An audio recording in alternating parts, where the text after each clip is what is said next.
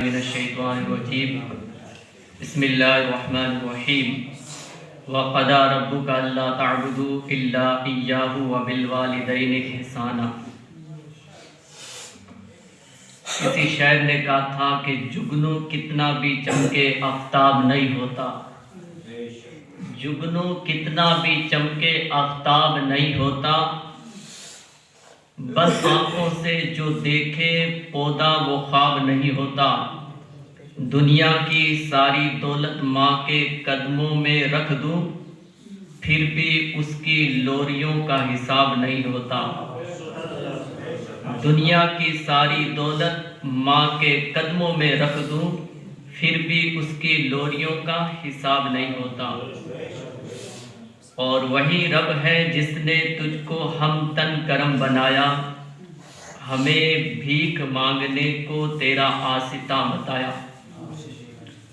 پیارے آقا صلی اللہ تعالیٰ علیہ وسلم کے پیارے دیوانوں، اللہ تعالیٰ قرآن مقدس میں ارشاد فرماتا ہے وَقَضَى رَبُّكَ أَلَّا تَعْبُدُوا إِلَّا إِيَّاهُ وَبِالْوَالِدَيْنِ إِحْسَانًا، یعنی تمہارے رب نے حکم فرمایا کہ اس کے سوا کسی کو نہ پوجو اور ماں باپ کے ساتھ اچھا سلوک کرو۔ پہلے اللہ نے فرمایا کہ سب سے پہلے اس کو پوجو اور اس کے سوا کسی کو نہ پوجو، یعنی اللہ نے پہلے خود کی طرف اشارہ کیا، یعنی پہلے ایمان لاؤ اور ایمان لانے کے بعد میں اللہ نے کہا کہ ماں باپ پر احسان کرو۔ اور پھر سورہ بقرہ میں فرمایا وَإِذْ أَخَذْنَا مِيثَاقَ بَنِي إِسْرَائِيلَ لَا تَعْبُدُونَ إِلَّا اللَّهَ وَبِالْوَالِدَيْنِ إِحْسَانًا، اور اس وقت کو یاد کرو جو ہم نے بنی اسرائیل سے عہد لیا کہ اللہ کے سوا کسی کو نہ پوجو اور ماں باپ کے ساتھ بھلائی کرو۔ پھر رب نے قرآن میں فرمایا وَاعْبُدُوا اللَّهَ وَلَا تُشْرِكُوا بِهِ شَيْئًا وَبِالْوَالِدَيْنِ إِحْسَانًا، اور اللہ کی بندگی کرو اور اس کا شریک کسی کو نہ ٹھہراؤ اور ماں باپ سے بھلائی کرو۔ پھر اللہ نے فرمایا قُلْ تَعَالَوْا أَتْلُ مَا حَرَّمَ رَبُّكُمْ عَلَيْكُمْ أَلَّا تُشْرِكُوا بِهِ شَيْئًا وَبِالْوَالِدَيْنِ إِحْسَانًا، تم فرماؤ آؤ میں تمہیں پڑھ سناؤں جو تم پر تمہارے رب نے حرام کیا، یہ ہے کہ اس کا کوئی شریک نہ کرو اور ماں باپ کے ساتھ بھلائی کرو۔ ان آیات میں کس قدر اہتمام کے ساتھ ماں باپ کے مقام اور مرتبے کو بیان کیا گیا ہے۔ اللہ تعالیٰ ہمیں اپنے ماں باپ کے مقام و مرتبے کو پہچاننے اور ان کی قدر کرنے کی توفیق عطا فرمائے۔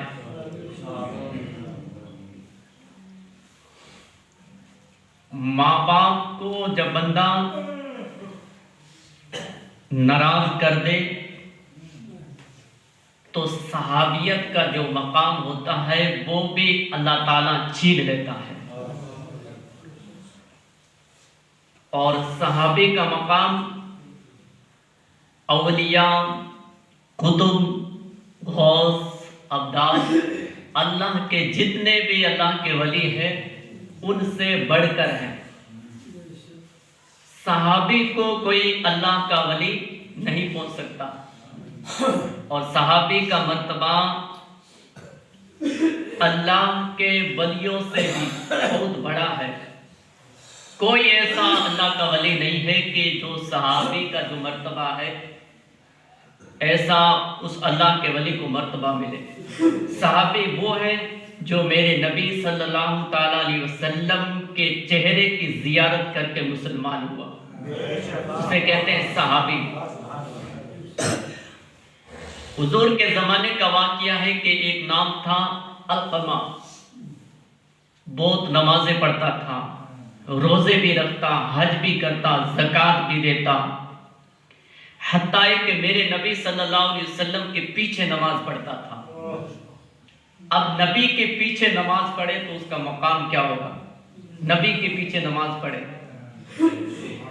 ہم اگر کسی اللہ والے کے پیچھے نماز پڑھتے ہیں تو ہم سمجھتے ہیں کہ آج ہم نے ایک اللہ کے ولی کے پیچھے نماز پڑھی ہے، اور جو نبی کے پیچھے نماز پڑھے تو اس کا مقام کیا ہوگا، اس کا مرتبہ کیا ہوگا۔ وہ نبی کے پیچھے نماز پڑھنے والا جب موت کا وقت آیا، موت کا وقت قریب آیا، فرشتوں نے موت کے اندر اس کو جگڑ لیا، اب روح باہر نہیں نکل رہی ہے، پریشانی کا عالم ہے۔ تو اس کی بیوی نے کہا کہ جاؤ نبی کی بارگاہ میں کہہ دو کہ آپ کا غلام، آپ کا چاہنے والا، آپ کے پیچھے نماز پڑھنے والا وہ موت کے عالم میں ہے، پتہ نہیں کیا ہوا، موت کا فرشتہ آیا ہے یا نہیں آیا ہے، سکرات لگے ہوئے ہیں۔ کسی نے جا کر نبی کو یہ اطلاع دی، میرے نبی نے اپنے چند صحابہ کو بھیجا، کہا جاؤ اور جا کر کہنا کلمہ پڑھو لا الہ الا اللہ محمد رسول اللہ۔ اب حضور کا حکم تھا، صحابہ آئے، علقمہ سے کہا علقمہ پڑھ لا الہ الا اللہ محمد رسول اللہ، لیکن علقمہ کے زبان سے کلمہ جاری نہیں ہوتا ہے۔ صحابہ اکرام پلٹ گئے واپس، نبی کی بارگاہ میں جا کر عرض کرتے ہیں یا رسول اللہ، ہم نے بہت ساری کوشش کی لیکن علقمہ کی تو زبان ہی نہیں کھلتی ہے۔ میرے نبی نے فرمایا کہ علقمہ کی ماں زندہ ہے، اگر ماں زندہ ہے تو میں ماں کے پاس جاؤں۔ صحابہ کرام نے فرمایا ماں تو زندہ ہے۔ جب ماں کو اطلاع دی گئی تو علقمہ کی ماں بوڑھی ماں تھی، آہستہ آہستہ میرے نبی کی بارگاہ میں حاضر ہوئی، عرض کرتی ہے یا رسول اللہ میرے ماں باپ آپ پر قربان۔ میرے نبی فرماتے ہیں اے بوڑھی ماں تو علقمہ کی ماں ہے؟ کہا ہاں میں ماں ہوں۔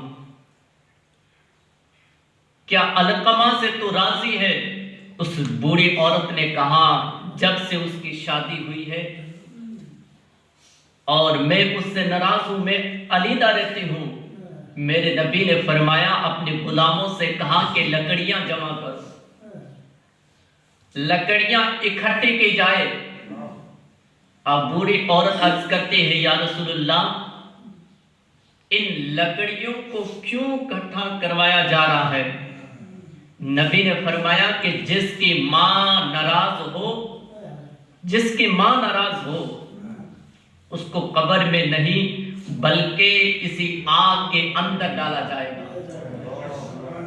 اتنا سننا تھا کہ علقمہ کی ماں کی چیخ نکلی، کہا یا رسول اللہ بیٹے سے میں ناراض ہوں لیکن یا رسول اللہ میں اپنے بیٹے کو معاف کرتی ہوں۔ یا رسول اللہ میں نے اپنے بیٹے کو معاف کیا، معاف کیا، معاف کیا، معاف کیا۔ میرے نبی جاتے علقمہ تیری ماں بھی راضی ہو گئی، رسول بھی راضی ہو گیا اور اللہ بھی راضی ہو گیا۔ اب پڑھ کلمہ لا الہ الا اللہ محمد رسول اللہ۔ علقمہ نے پڑھا لا الہ الا اللہ محمد رسول اللہ، روح پرواز کر گئی۔ اللہ اکبر۔ غسل دینے کے بعد جنازہ میرے نبی نے پڑھایا، پڑھانے کے بعد سب لوگوں سے خطاب کرتے ہیں اے غلامو، اے کلمہ پڑھنے والوں، جن کے ماں باپ ناراض ہو، جن کے ماں باپ ناراض ہو اس سے رسول بھی ناراض ہے اور خدا بھی ناراض ہے۔ اس لیے اپنے ماں باپ سے راضی رہا کرو۔ ماں ایک اتنا پیارا لفظ ہے، ماں اتنا پیارا لفظ ہے، اگر کسی بوڑھے آدمی سے پوچھا جائے نہیں کیا ماں، کسی بوڑھے آدمی سے پوچھا جائے کبھی ماں کی بھی یاد آتی ہے اکیلے میں؟ کتنا بھی بوڑھا ہو، 100 سال عمر ہو، ایک مرتبہ اکیلے میں جا کر پوچھ لو ماں کبھی یاد آتی ہے؟ 30 سیکنڈ بھی گزریں گے کہ ان کے آنکھوں میں آنسو آ جائیں گے۔ ماں اتنا پیارا لفظ ہے، اتنا پیارا لفظ ہے کہ کبھی حضور صحابہ کرام کے بیچ میں بیٹھ کر جب ماں کا تذکرہ کرتے تھے تو آنکھوں میں آنسو نکلتے تھے۔ ماں یاد آتی تھی نبی کو بھی۔ ماں وہ ہے کہ حضرت ابو ہریرہ رضی اللہ تعالیٰ عنہ سے روایت ہے کہ حضور صلی اللہ تعالیٰ علیہ وسلم کی بارگاہ میں ایک شخص حاضر ہوتا ہے، عرض کرتا ہے یا رسول اللہ، میری محبت اور خدمت کا سب سے زیادہ کون مستحق ہے؟ کون مستحق ہے جن کی میں خدمت کروں؟ حضور نے فرمایا امو کا، تیری ماں۔ کیا فرمایا؟ امو کا، تیری ماں۔ اس نے عرض کیا پھر کون؟ آقا فرماتے امو کا، تیری ماں۔ اس نے عرض کیا پھر کون؟ تو آقا نے فرمایا امو کا، تیری ماں۔ چوتھی مرتبہ اس شخص نے عرض کیا پھر کون؟ تو آقا نے فرمایا ابو کا، تیرا باپ۔ 3 مرتبہ کیا فرمایا؟ امو کا، تیری ماں۔ 3 مرتبہ تیری ماں، چوتھی مرتبہ فرمایا ابو کا، یعنی تیرا باپ۔ اللہ اکبر۔ ایک شخص تھا، اس کا نام تھا عبد الرحمن بن شیرانی۔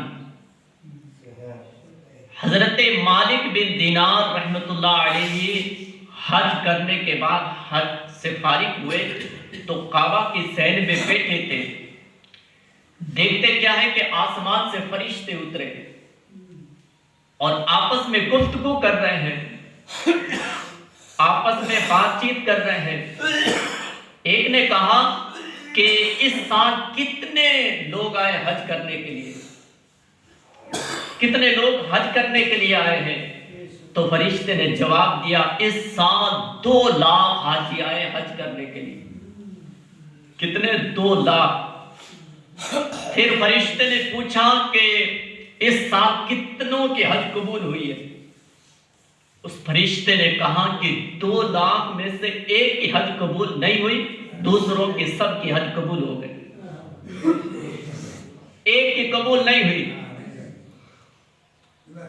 مالک بن دینار سن رہے ہیں، اللہ کے ولی ہیں، دل کے اندر خیال پیدا ہوا کہ جس کی حج قبول نہیں ہوئی ہے وہ میں تو نہیں ہوں، کیوں اللہ کے ولی ہوتے ہیں، میرے جیسا آپ جیسا ہوتا تو بولتا میری تو قبول ہوگی، پتہ نہیں کون ہوگا۔ خوف تھا دل کے اندر خیال پیدا ہوا کہ جس کی حج قبول نہیں ہوئی ہے وہ میں تو نہیں ہوں۔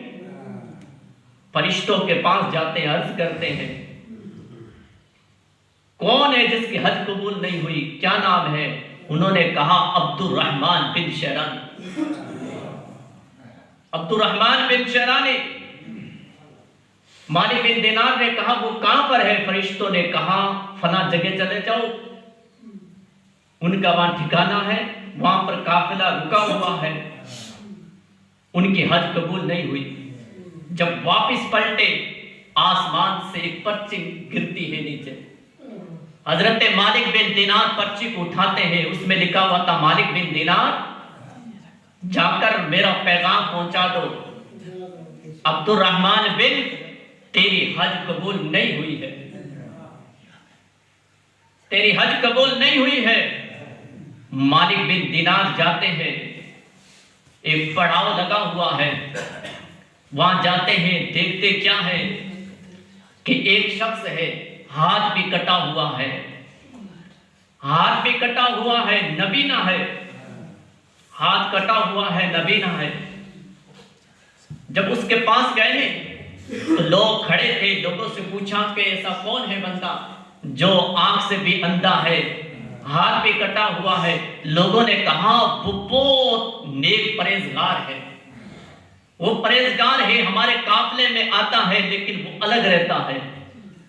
ہم تو آرام کرتے ہیں لیکن وہ دن رات سجدے میں سر رکھا ہوا ہے، دن رات اللہ کا ذکر کر رہا ہے، وہ سر سجدے سے اٹھاتا بھی نہیں ہے۔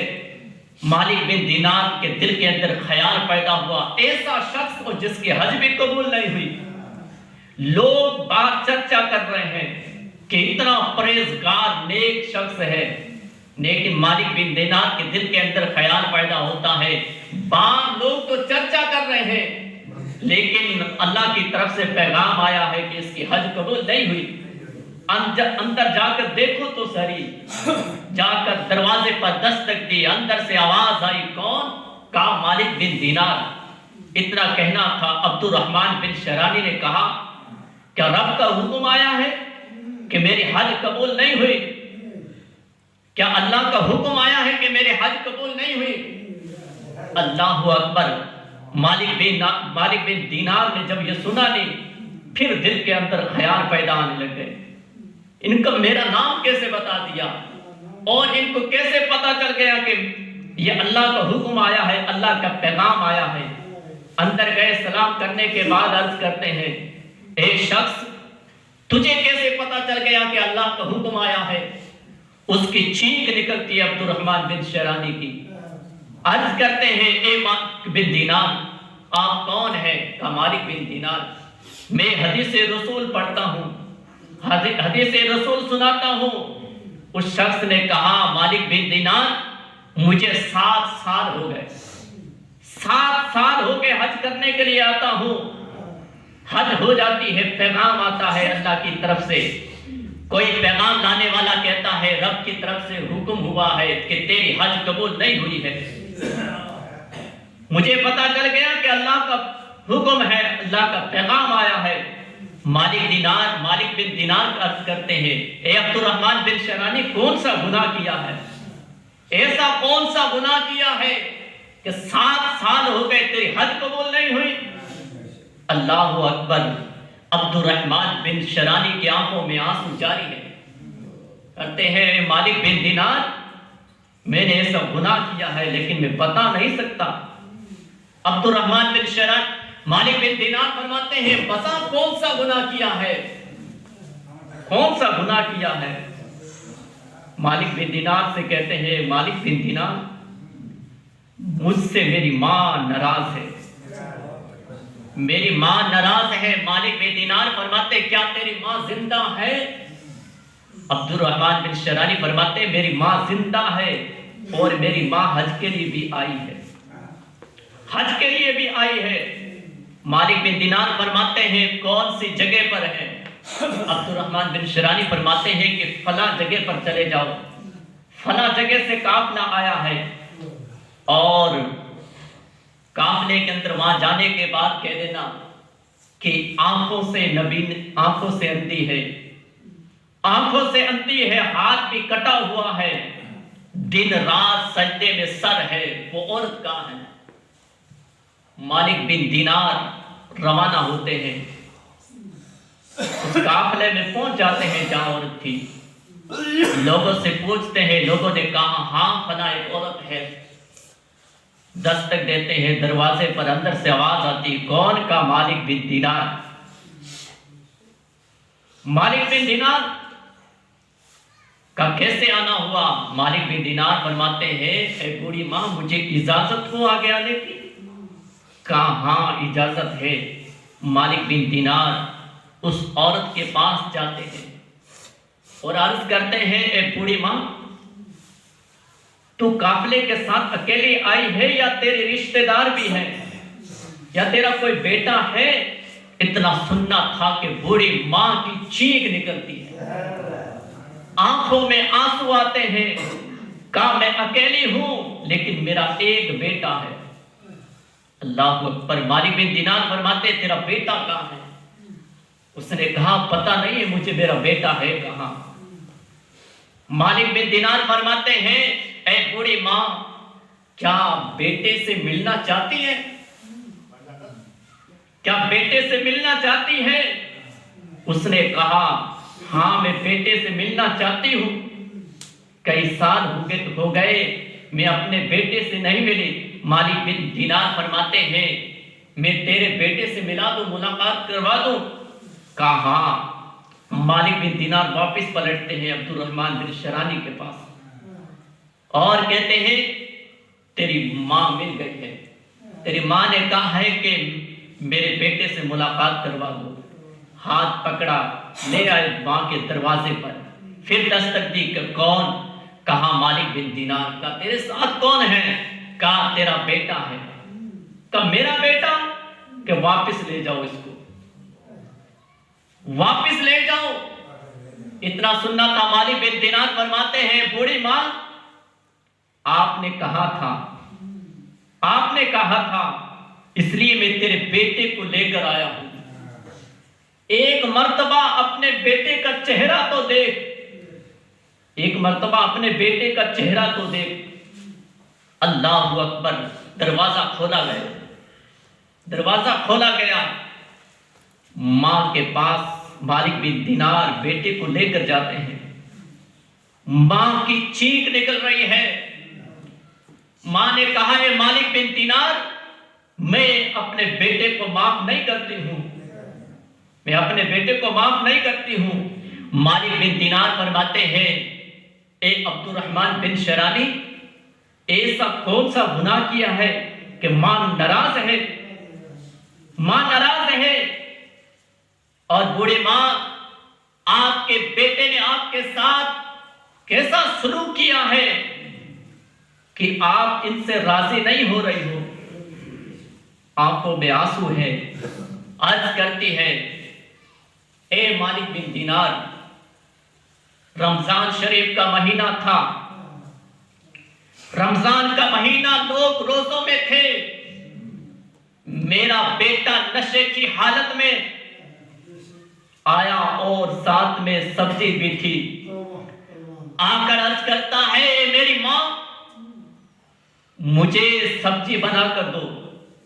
میں نے کہا بیٹے رمضان کا مہینہ ہے، میں بھی روزے کی حالت میں ہوں اور تو کہتا ہے کہ سبزی بنا کر دے، میں نہیں دوں گی۔ اے مالک بن دینار سن، میرا بیٹا نشے کی حالت میں مجھے تھپڑ مارتا ہے اور مجھے تھپڑ مار کر تندور جل رہا تھا اور میں جب نیچے گرتی ہوں میرا ہاتھ ٹوٹ جاتا ہے اور پھر مجھے اٹھا کر تندور کے اندر پھینک دیا۔ اللہ اکبر۔ اتنا کرنے کے بعد گھر سے باہر نکل جاتا ہے، میرا ہاتھ بھی ٹوٹ گیا تھا اور میں جل گئی تھی، میرا جسم دیکھ جلا ہوا ہے۔ اللہ اکبر۔ عبد الرحمن بن شرانی فرماتے مالک بن دینار جب مجھے ہوش آیا، جب میرا نشہ ختم ہوا تو میں نے اپنی بیوی سے کہا اے میری بیوی، تو بیوی نے ایک بہت بڑے خطرے لہجے کے اندر جواب دیا۔ کیا کہتا ہے؟ اے مالک بن دینار میں نے کہا میری بیوی تو وفادار تھی لیکن آج تک ایسا جواب نہیں دیا، لیکن آج کڑکے دار جواب کیسے دے دیا؟ اے مالک بن دینار میں نے کہا اے میری بیوی وفادار تو نے آج تک ایسا جواب نہیں دیا تھا لیکن آج کڑکے دار جواب کیسے؟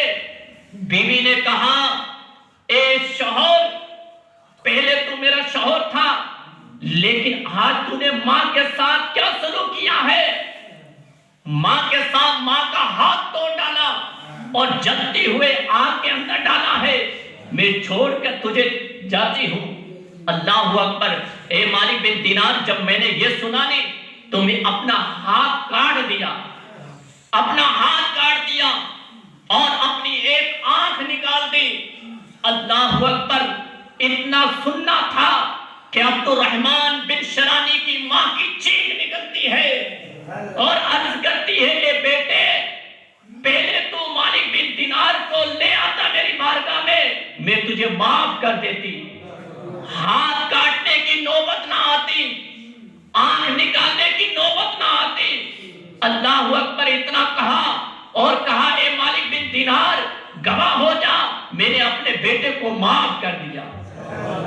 اتنا کہنا تھا، غیب سے آواز آتی ہے رب کی طرف سے، اے مالک بن دینار یہ پیغام سنا دے عبد الرحمن بن شرانی کو کہ جو 7 مرتبہ حج کرنے کے لیے آیا تھا، تیرے 7 حج کو اللہ نے قبول فرما لیا ہے۔ اللہ اکبر۔ ایک مرتبہ ماں کو راضی کر کے دیکھو۔ آج لوگ کہتے ہیں ماں ناراض ہو گئی، گھر سے ہم نکل گئے، اب ماں راضی نہیں ہوگی، لیکن پیاروں ماں تو ماں ہوا کرتی ہے۔ جن کی مائیں نہیں ہیں ان سے پوچھو درد کیسا ہوتا ہے ماں کا۔ آج تو مائیں ہیں پھر بھی ہم انہیں صبح شام گالیاں نکالتے ہیں۔ اللہ اکبر۔ پیارے آقا صلی اللہ تعالیٰ علیہ وسلم کے پیارے دیوانوں ذرا اندازہ کرو سری، ماں تھی تب تو معاف کیا، اور یہ بھی کہا اے عبد الرحمن بن شرانی پہلے مالک بن دینار کو لے آتا تو یہ نوبت نہ آتی، ہاتھ کاٹنے کی نوبت نہ آتی، آنکھ نکالنے کی نوبت نہ آتی۔ اللہ اکبر۔ یہی ماں ہوتی ہے۔ ماں ناراض ہو جائے، آخری بات، اللہ کے نبی حضرت سلیمان علیہ السلام کا گزر ہوا، ایک قافلے کے ساتھ گزر رہے تھے کہ ایک گاؤں سے گزرتے ہیں، دیکھتے کیا ہے کہ قبرستان میں ایک آواز آ رہی ہے، ایک آواز گونج رہی ہے گدھے کی طرح۔ حضرت اللہ کے نبی حضرت سلیمان علیہ السلام نے لوگوں سے پوچھا یہ ماجرا کیا ہے؟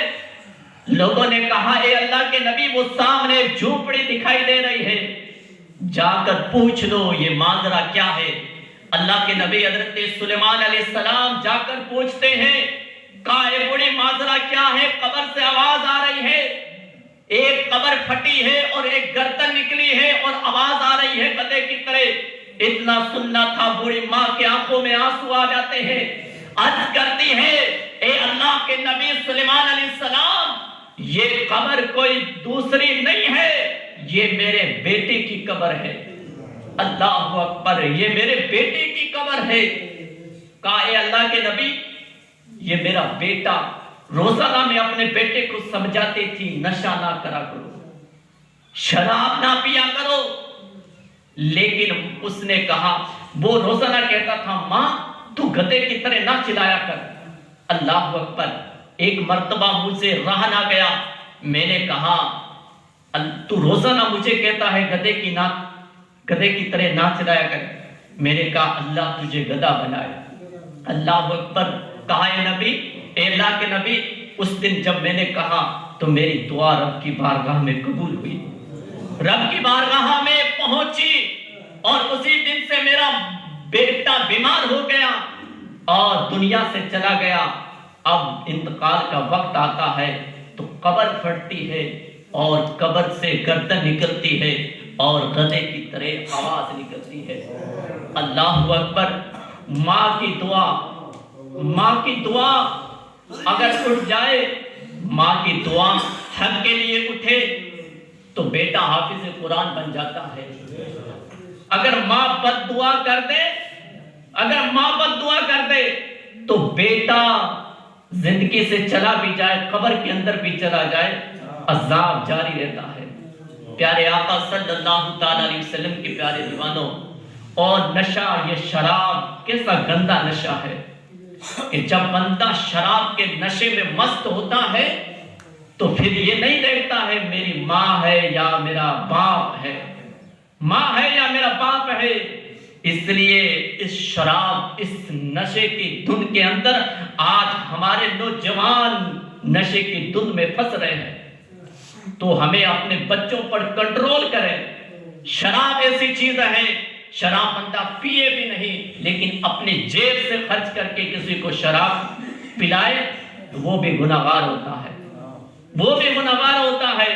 اس لیے اپنے بچوں کو آوارہ نہ بھیجو، اپنے بچوں کو بازاروں کے اندر آوارہ نہ بھیجو۔ ہمارے بچے دھیرے دھیرے اپنے گھر سے نکلتے ہیں، ہم گھروں کے اندر کام کرواتے نہیں ہیں، بچوں کو چھوڑ دیتے ہیں، جاؤ فلاں جگہ جاؤ گھومو، تو بچے پوری سنگت اختیار کرنے کے بعد وہ شرابی کے عادی بن جاتے ہیں۔ اللہ کی بارگاہ میں دعا ہے کہ اللہ تعالی ہم سب کو حضور پاک صلی اللہ تعالیٰ علیہ وسلم کے طریقے پر چلنے کی توفیق عطا فرمائے۔ السلام علیکم ورحمۃ اللہ وبرکاتہ۔